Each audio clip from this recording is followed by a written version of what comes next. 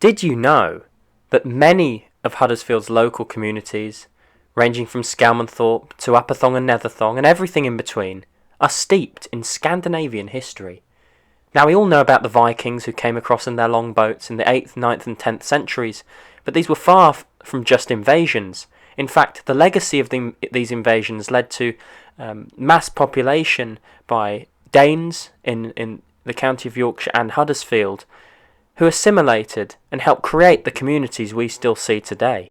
And while Huddersfield's undeniably historical links to Scandinavia are evident, there are also more recent generations that have strong links to Scandinavia. I headed up to Farnley Tyas to talk with Cris Langton from the Kirklees Anglo-Scandinavian Society about her links to Scandinavia. Could you tell me a little bit about your personal connections to Scandinavia? Yes. My mother came from Sweden. She moved to Farnley Tyas when she got married in 1936. The reason she came to Farnley Tyas was that her older sister had been as a governess to the vicar's children. She spoke Esperanto and she got to know my father, and when she went back, my mother saw this picture.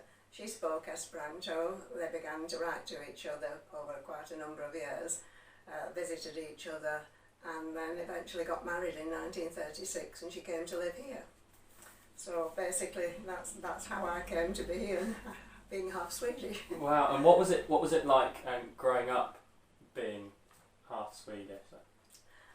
Well, it was interesting really, because I got to do a lot of travelling, which a lot of my friends at the time couldn't do because travel to Spain and places like that hadn't started. But my father managed to save up and we went back to Sweden every other year. My mother didn't speak much Swedish at home, I think because of the war. I think she was a little bit nervous about it. But my father, who was English, he learnt Swedish off Lingophone, and he used to read Swedish books to me in both Swedish and English, so I gradually started to pick it up. My mother used to sing nursery rhymes and things like that.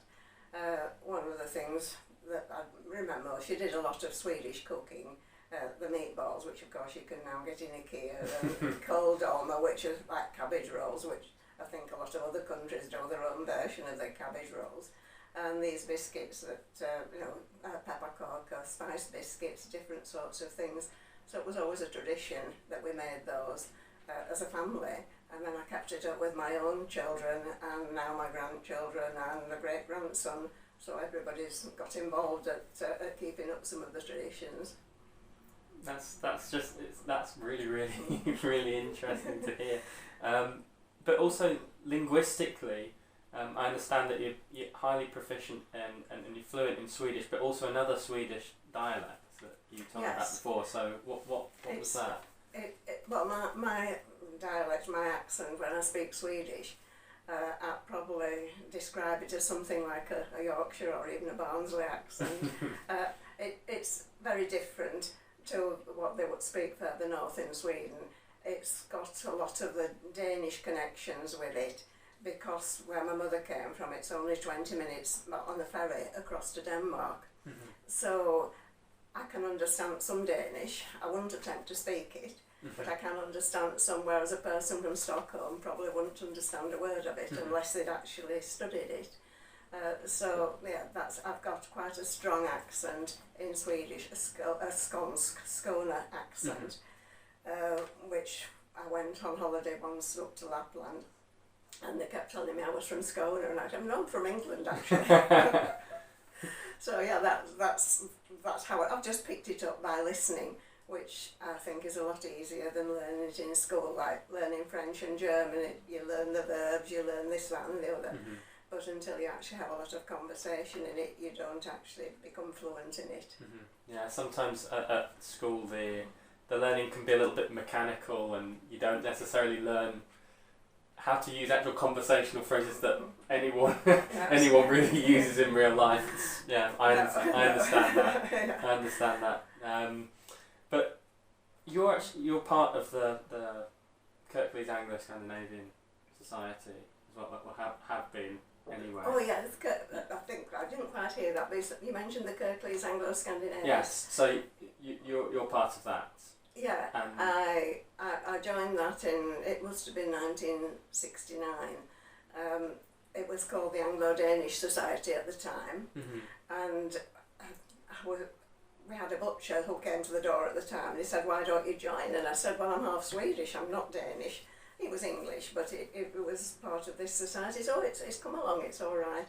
So I was with that for a very long time, and then they changed the name to the Woolen District of Yorkshire Anglo-Scandinavian Society, and I was with it for many, many years. I mean, we still have one or two members, but we don't really meet up.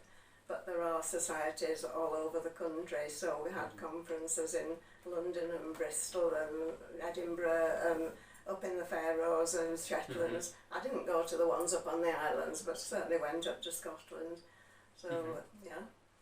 And what did you enjoy the most about being part of that society and being able to connect with other ones? Yeah, well, it was. We did a lot of things, but there weren't really any Scandinavian speaking. Well, there were Scandinavian speaking people, but we tended to speak English anyway. But we met at dinner dances, so you'd meet other people from different countries.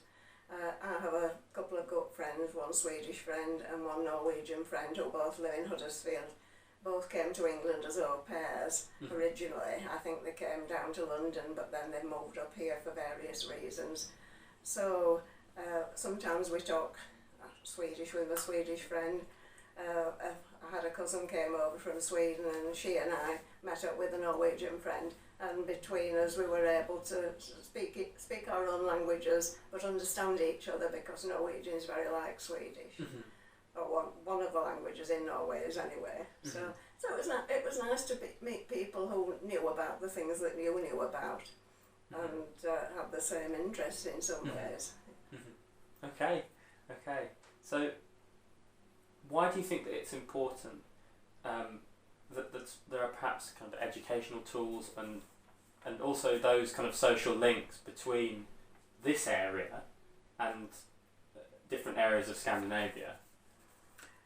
Could you just say that? Yeah, of course. So why do you think that it's important that there are these links between people in this area and Scandinavian countries? Well, yeah, I think many years ago, obviously, a lot of people came across from Scandinavia, maybe on the way to America. Some landed in Hull, some landed in Grimsby. There are still communities there. There are communities in Liverpool, people who never got as far as America. In fact, I'm just reading a book called The Emigrants, written in 1951, about Swedish people and the reasons they went and the hardship they had going over by sea over to New York. I just think it's nice to maintain your links, something of your background. I don't know that everybody thinks the same. Some people think, oh well, we've left there, we don't want anything more to do with it. But to me, my roots are really important, and certainly, I've taken my children over there, and certainly the eldest one really is very keen to learn Swedish, but she doesn't have the same opportunities now, because even though she's been on a lot of holidays when she was younger, a lot of people now speak very, very good English, whereas when I was a child, very, very rare for anybody to speak English, which is why it was easier for me to pick up the language just by listening. I mean, I remember sort of as a very young child nodding off and thinking, all this going in, but it was there, and it was in my brain, and the accent was there, and it didn't come out until I was about 17 and I'm going to start speaking Swedish here. Really shocked them, because I was a little bit nervous of doing it, thinking, well, everybody's going to laugh at me. Nobody laughed at me, they were just really, really pleased. And I think it's a shame if the Swedes lose their own language, because they are so very keen on speaking English, and they're very good at it.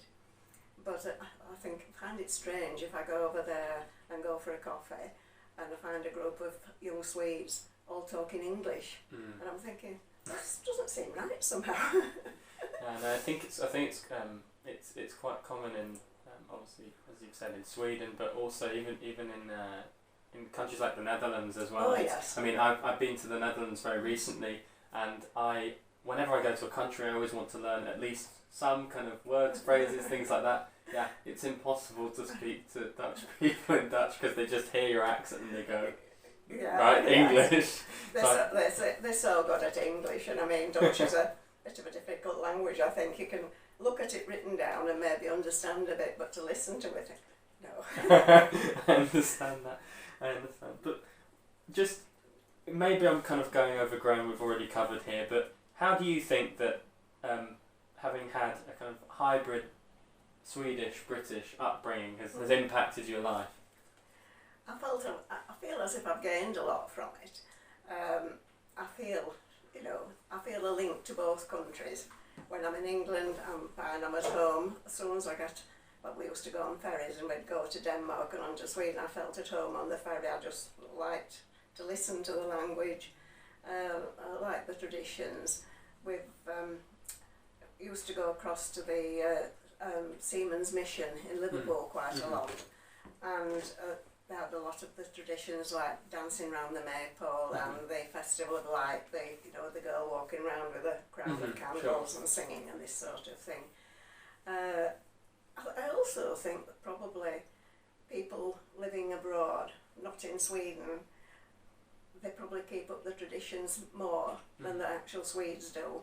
I think they've sort of, wanted to modernise and progress, and which is fine. But I think if you've got a link, or your parents had a link over there, I've recently joined something on, Facebook type link called Proud of My Swedish Heritage, and it's all mainly Americans. And they put in pictures of some of the pictures like you might see on the walls here. Pictures of baking things that their parents, the grandparents, the great-grandparents had, and trying very much to keep that culture alive. I think that's nice. I think it's nice to be in the country where you live in, but it's nice also to think back to where you actually came from. Thanks to Cris for a fascinating and lovely chat about her personal, very personal links to Sweden and what it was like growing up in a hybrid Swedish-British household. And there's something which we should all talk about, is the identity of Yorkshire as a county and the Huddersfield area as a more local community being influenced by Scandinavian cultures both today and historically, ever since the Danes set foot in Europe in the 9th century. Many of our towns, our cities and our small villages, many of the things we're proud of, like our dialect, our many Yorkshire dialects, all come from Scandinavian origin. I think that is a fascinating way of thinking about Huddersfield identity and Yorkshire identity more broadly. Now, if you've enjoyed kind of discussing how Scandinavian blood runs through our Yorkshire veins, then please hit that subscribe button. You know where it is. I always mention it, but if you haven't done it, you better do it now. And don't forget to check out my Facebook and Instagram pages, give them a follow, give them a like, and see you very soon.